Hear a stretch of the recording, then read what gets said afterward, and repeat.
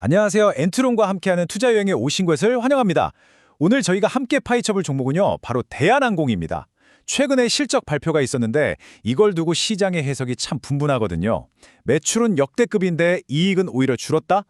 오늘 이 미스터리 해석을 샅샅이 파헤쳐보겠습니다. 네, 바로 오늘 분석의 핵심 질문입니다. 대한항공의 4분기 실적이 시장 예상치를 훌쩍 뛰어넘는 이른바 어닝 서프라이즈를 기록했거든요. 근데 참 이상하죠. 영업이익은 작년보다 오히려 줄었다는 겁니다. 아니, 이게 대체 어떻게 된 일일까요? 이 알쏭달쏭한 실적의 비밀을 풀어주실 전문가님을 모셨습니다. 전문가님, 안녕하세요. 네, 안녕하세요. 아마 많은 투자자분들이 바로 이 지점에서 고개를 갸웃하셨을 거예요. 지금 화면에 보이는 이 숫자들이 바로 그 혼란의 원인이죠. 자, 보시는 것처럼 매출액은 4조 5,516억 원, 작년보다 무려 13%나 늘면서 아주 좋았습니다. 그런데 바로 아래 영업이익은 4,131억 원으로 오히려 5.1% 감소했어요. 바로 이 상반된 두 숫자의 괴리, 이게 오늘 이야기의 핵심입니다. 네, 그래서 오늘 전문가님과 함께 이 실적의 속사정을 아주 깊숙이 들여다보려고 합니다. 먼저 실적에 숨겨진 진짜 이야기를 풀어보고요. 그리고 여객과 화물 사업이 얼마나 잘 버텨줬는지, 또 모두를 깜짝 놀라게 한 항공우주 사업의 성장은 어땠는지 분석해 보겠습니다. 마지막으로 리스크와 장기 전망까지 짚어보고 핵심 투자 포인트까지 싹 정리해 드릴게요. 자, 그럼 바로 본론으로 들어가서요. 이익이 줄어든 진짜 이유 뭐였을까요?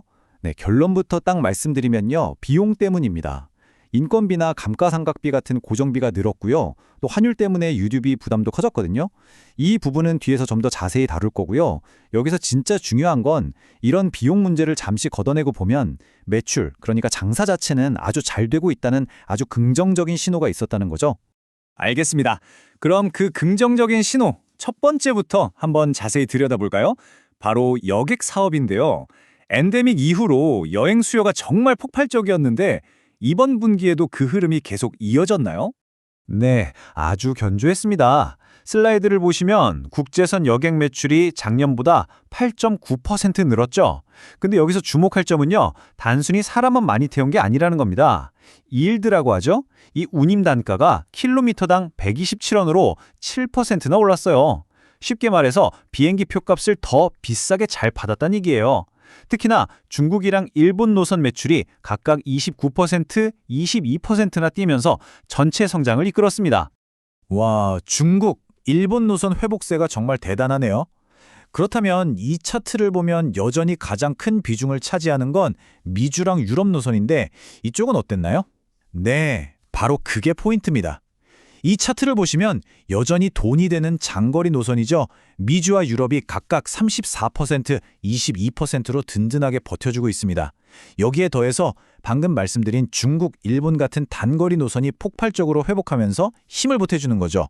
말 그대로 양쪽 날개로 아주 균형 있게 날아오르고 있다. 이 차트가 딱 그걸 보여주는 겁니다. 여객 사업은 정말 탄탄했네요. 그럼 다음으로 화물 사업을 좀 살펴보겠습니다. 자, 여객은 좋았는데 사실 화물 쪽은 걱정이 많았잖아요. 글로벌 경기도 안 좋다고 하고 실제로는 어땠습니까? 네, 그 우려 속에서도 아주 잘 선방했습니다. 이 슬라이드를 보시면 운송량 자체는 1% 정도 줄긴 했어요. 그런데 매출은 오히려 2.9%가 늘었죠. 이게 어떻게 가능했냐면 부피만 크고 값싼 화물보다는 작지만 비싼 AI나 반도체 부품 같은 알짜배기 화물 운송에 집중한 전략이 아주 제대로 통했던 거죠. 여기에 환율 효과까지 더해지면서 실적을 훌륭하게 방어했습니다. 바로 이 4.5%라는 숫자인데요.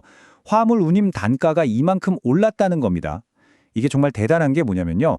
보통 물건 나르는 양, 즉 물동량이 줄면 운임은 떨어지는 게 당연한 거거든요. 그런데도 가격을 올릴 수 있었다는 건 그만큼 대한항공이 아니면 실어 나를 수 없는 고부가가치 화물 수요가 아주 강력했다는 명백한 증거입니다. 시장의 우려를 실력으로 보여준 셈이죠.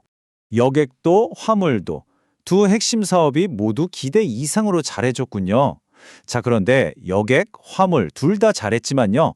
이번 실적 발표에 진짜 히든 카드는 따로 있었다면서요? 바로 세 번째 분석 파트, 항공 우주 사업입니다. 네, 맞습니다. 이번 실적의 진짜 서프라이즈는 바로 항공 우주 사업부였습니다. 이 숫자 한번 보시죠. 와, 무려 113.4%. 4분기 매출액이 3,082억 원으로 작년 같은 기간보다 2배 이상 그야말로 수직 상승을 한 겁니다.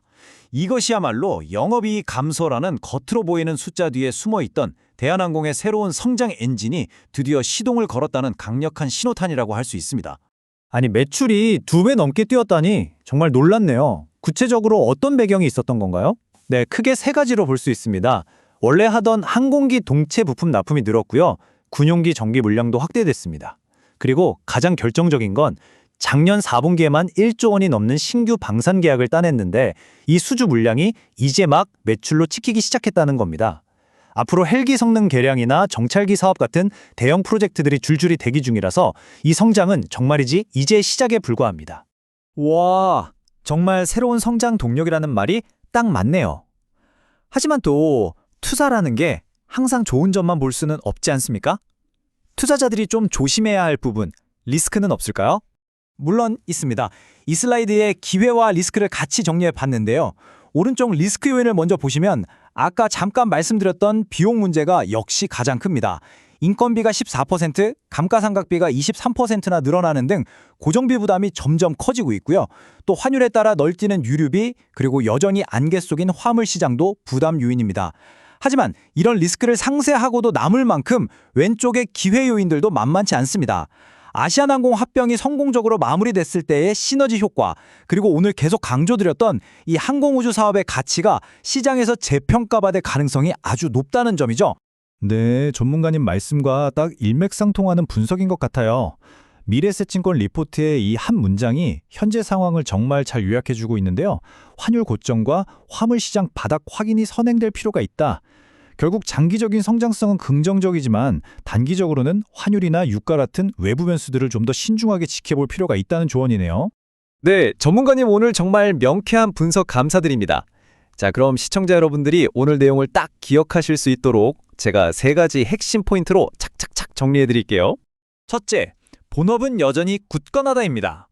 비용 증가라는 악재 속에서도 여객과 화물 두 날개가 높은 운임을 유지하면서 시장의 우려를 이겨내고 기대 이상의 실적을 보여줬습니다. 둘째, 항공우주라는 새로운 엔진을 장착했다입니다.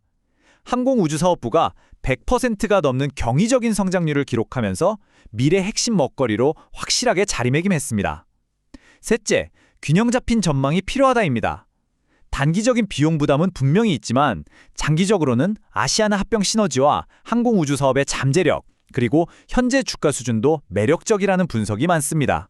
자, 오늘 대한항공 실적 분석 어떠셨나요? 대한항공의 미래, 여러분의 생각은 어떠신가요?